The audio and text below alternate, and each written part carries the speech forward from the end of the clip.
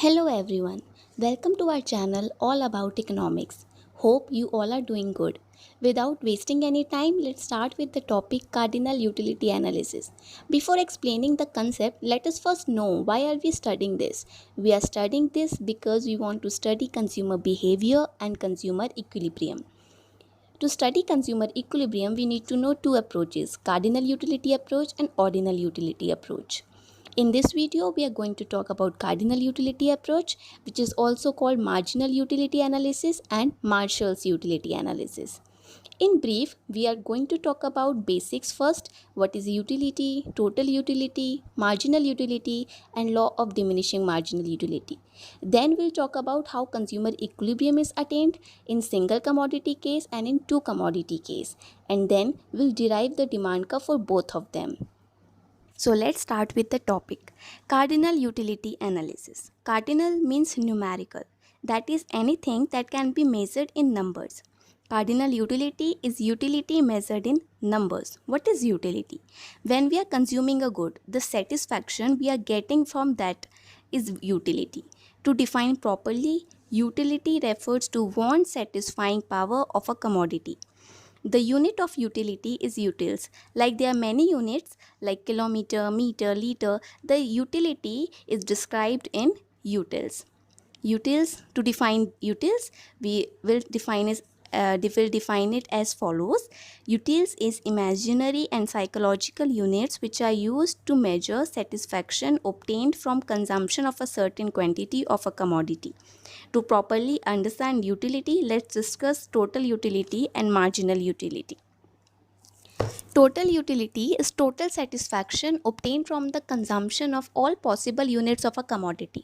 Suppose आपने एक commodity use करी है, सपोज आपने एप्पल कंज्यूम किया है, तो आपने जब पहला एप्पल कंज्यूम किया तो आपकी जो यूटिलिटी है वो सपोज है 10 यूटिल्स. उसके बाद जब आपने सेकंड एप्पल कंज्यूम किया तो सपोज आपकी यूटिलिटी है 8 यूटिल्स.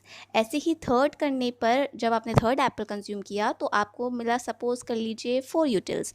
तो आपका टोटल यूटिलिटी कितना हुआ? टोटल यूटिलिटी हुआ आपका 10 + 8 + 4 which is 10 + 8 18 + 4 22.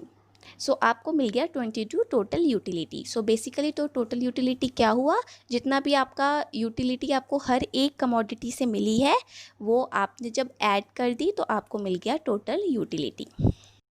Now marginal utility. Marginal utility is additional utility derived from the consumption of one more unit of the given commodity.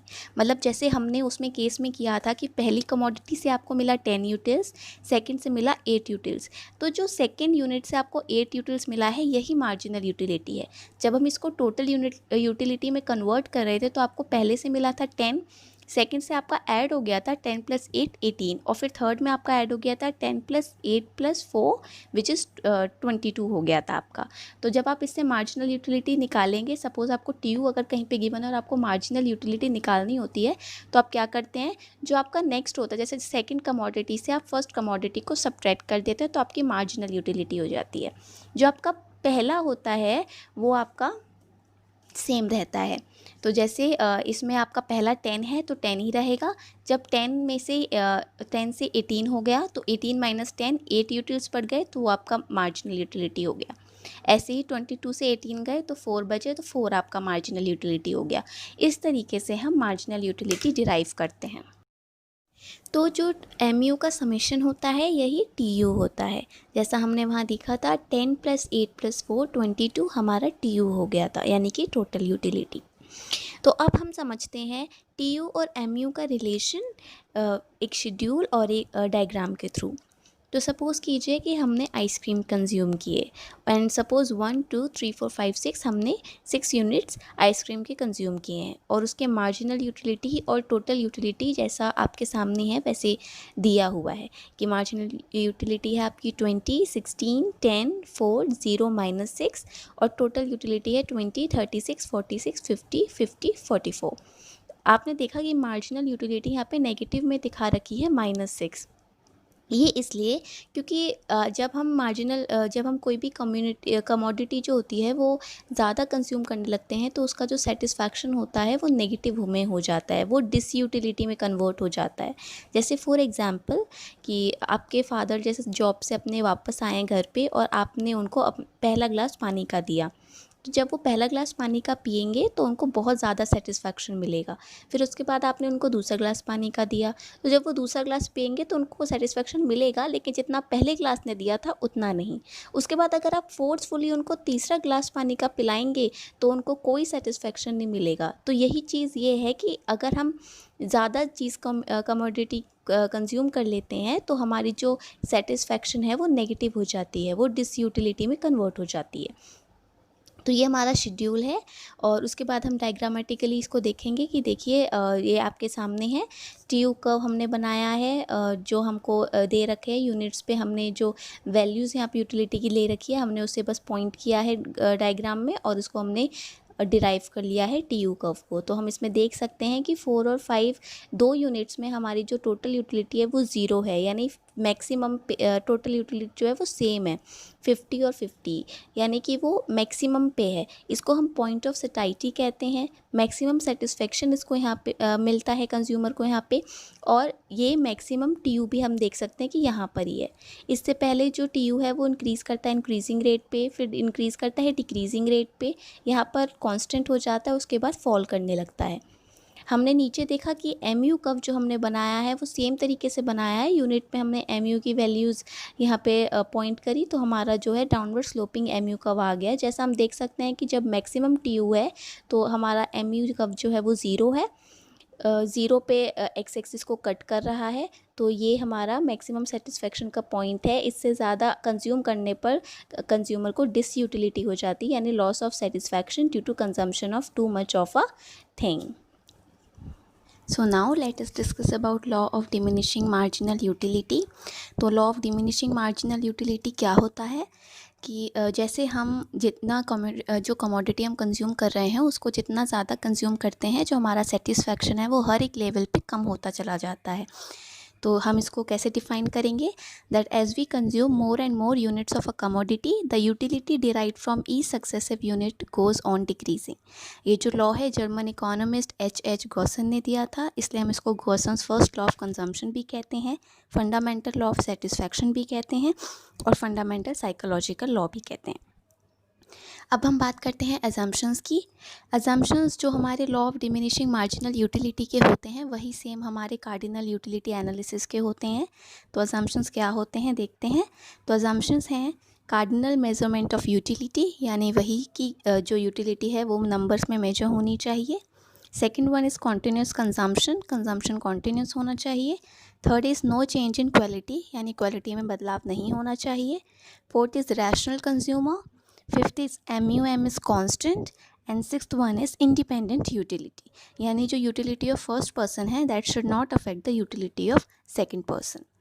अब आते हैं हम अपने कंज्यूमर्स इक्विलिब्रियम के टॉपिक पे। तो इक्विलिब्रियम क्या होता है, इक्विलिब्रियम होता है एक स्टेट ऑफ रेस्ट। तो कंज्यूमर इक्विलिब्रियम को हम कैसे डिफाइन करेंगे कि एक ऐसी सिचुएशन होती है जहाँ पे consumer is having maximum satisfaction with limited income and has no tendency to change his way of existing expenditure, यानी maximum satisfaction with minimum expenditure. अब हम बात करते हैं सिंगल कमोडिटी केस की। तो सिंगल कमोडिटी केस में हम जब कंज्यूमर इक्विलिब्रियम फाइंड करते हैं तो उसका एक ही कंडीशन होती है और वो होती है marginal utility should be equals to price. ऐसा क्यों होता है? ऐसा इसलिए होता है क्योंकि जब हम किसी चीज़ के लिए पे करते हैं तो हम एक्सपेक्ट करते हैं कि हम जितनी वैल्यू उसको पे कर रहे हैं उतनी ही वैल्यू, उतनी ही सेटिस्फैक्शन वो हमको दें। तो इसलिए हम तब तक एक कमोडिटी को कंज्यूम करेंगे जब तक उसकी मार्जिनल यूटिलिटी जो है वो प्राइस के इक्वल ना हो। अगर मार्जिनल यूटिलिटी प्राइस से ज़्यादा है तो हम उस कमोडिटी को और भी ज़्यादा कंज्यूम करते रहेंगे जब तक उसकी मार्जिनल यूटिलिटी डिक्लाइन होकर प्राइस तक नहीं आ जाती। और ऐसे ही अगर मार्जिनल यूटिलिटी कम है तो हम उसका जो कंजम्पशन है वो कम करते रहेंगे, और वो हम तब तक कम करेंगे जब तक उसकी मार्जिनल यूटिलिटी जो है वो बढ़कर प्राइस के बराबर नहीं पहुँच जाती। आइए इसे डायग्रामेटिकली देखते हैं कैसे होता है। तो हमने एक्स और वाई एक्सिस बनाए। हमारा MUS डाउनवर्ड स्लोपिंग होता है, हमने देख लिया था। PX जो है हमारा कांस्टेंट हमने लिया हुआ है। तो हमने जैसे देखा कि जो हमारा इक्विलिब्रियम है वो वहाँ है जहाँ एम यू एक्स जो है पी एक्स को काट रहा है। तो ये है ई, तो हमारा ई जो है कंज्यूमर्स इक्विलिब्रियम है। इससे ऊपर की कंडीशन में हमारा एम यू एक्स जो है वो हमारे प्राइस से ज़्यादा है, यानी जब तक हम जो कमोडिटी है उसको जो है कंज्यूम करते रहेंगे जब तक वो कम नहीं हो जाती और प्राइस के इक्वल नहीं हो जाती। उसके नीचे जो हमारा एम यू एक्स है वो पी एक्स से कम है, इसलिए हम उसका जो कंजम्पशन है कमोडिटी का वो कम करेंगे ताकि उसका एम यू एक्स बढ़े और प्राइस के बराबर आ जाए। तो ये हमारा हो गया consumers equilibrium single commodity case का। अब हम बात करते हैं कि हम इसके थ्रू डेरिवेशन कैसे करेंगे डिमांड कर्व की। तो देखिए हम दोबारा बनाते हैं, एक्स एक्सिस पे हम यूनिट्स ऑफ एक्स रखते हैं, वाई पे प्राइस रखते हैं और नीचे हम उसी के नीचे बनाएंगे एक्स एक्सिस पे क्वांटिटी डिमांडेड और वाई एक्सिस पे प्राइस। अब हम ऊपर क्या करेंगे, एम यू एक्स और पी एक्स बनाएंगे जैसे हमने नॉर्मल बना रखा था कंज्यूमर इक्विलिब्रियम के टाइम पे जब हम सिंगल कमोडिटी केस में फाइंड कर रहे थे। अब हम क्या करेंगे कि हम ये करेंगे अज्यूम कि पी एक्स जो है वो कम हो गया है, यानी प्राइस जो है वो रिड्यूस हो गया है। तो अगर प्राइस रिड्यूस हो गया है तो डाउनवर्ड्स शिफ्ट हो जाएगा आपका पी एक्स की लाइन जो आपकी है स्ट्रेट, तो कांस्टेंट है इसलिए स्ट्रेट है। तो अब हमने उसे रिड्यूस कर दिया है तो पी एक्स 1 पे आ जाएगी, फिर हम थोड़ा और उसे रिड्यूस करेंगे तो पी एक्स 2 पे आ जाएगी। अब हमने क्या किया है कि जो पी एक्स 1 पी एक्स और एम यू एक्स यहाँ पे इंटरसेक्ट कर रहे थे, हमने उन पॉइंट्स को नीचे वाले कर्व में आपके पॉइंट किया है। जैसे जैसे हमने जब प्राइस 12 लिया तो हमारी यूनिट जो है वो थी 2, यानी कि हम 2 जो यूनिट्स हैं वो डिमांड कर रहे थे जब प्राइस 12 था। तो इसलिए हमारे नीचे वाले में 12 प्राइस पे 2 यूनिट्स को हम पॉइंट करेंगे। उसी तरीके से ऊपर जब 10 है तो आपकी यूनिट डिमांडेड 3 है, तो ऐसे ही नीचे हमने 10 3 पे हमने पॉइंट लगाया, फिर 8 4 पे हमने पॉइंट लगाया और जब हमने तीनों पॉइंट को ज्वाइन किया तो हमारा डिमांड कर्व बन गया जो कि डाउनवर्ड स्लोपिंग है। डिमांड कर्व डाउनवर्ड स्लोपिंग ही होता है, हमें पता है क्योंकि लॉ ऑफ डिमांड लगता है। लॉ ऑफ डिमांड मीन्स कि जैसे ही प्राइस हमारा कम होगा क्वान्टिटी डिमांडेड हमारी बढ़ेगी। अब बात करते हैं टू कमोडिटी केस की। तो टू कमोडिटी केस में जब हम कंज्यूमर इक्विलिब्रियम निकालते हैं तो law of equi marginal utility की हेल्प से निकालते हैं। Law of equi marginal utility क्या होता है, that a consumer gets maximum satisfaction when ratios of MU of two commodities and their respective prices are equal and mu falls as consumption increases। यानी कि दो conditions होती हैं, एक होता है mu x upon P X equals to mu y upon P Y equals to mu m, और second condition होती है mu falls as consumption increases। ये जो law of equi marginal utility है इसको हम law of substitution, law of maximum satisfaction and quotient second law भी बोलते हैं।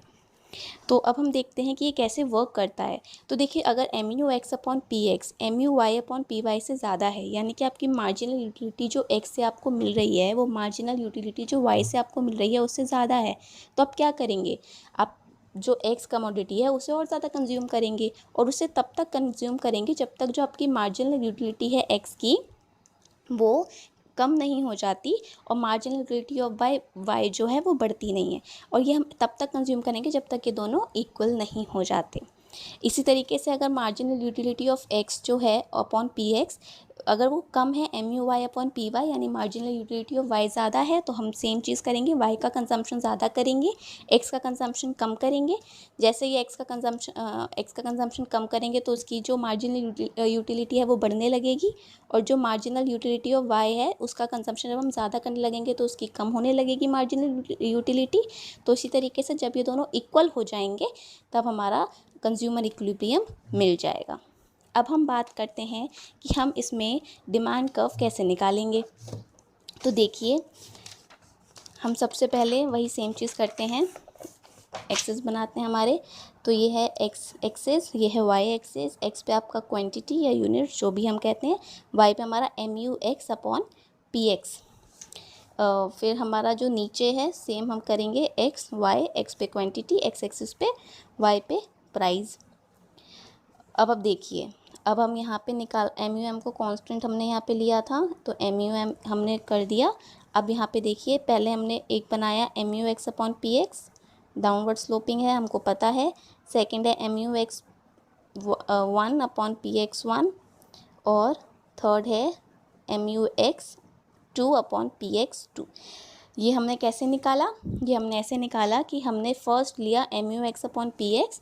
MUX आपका डाउनवर्ड स्लोपिंग होता है, आपको ये चीज़ पता है।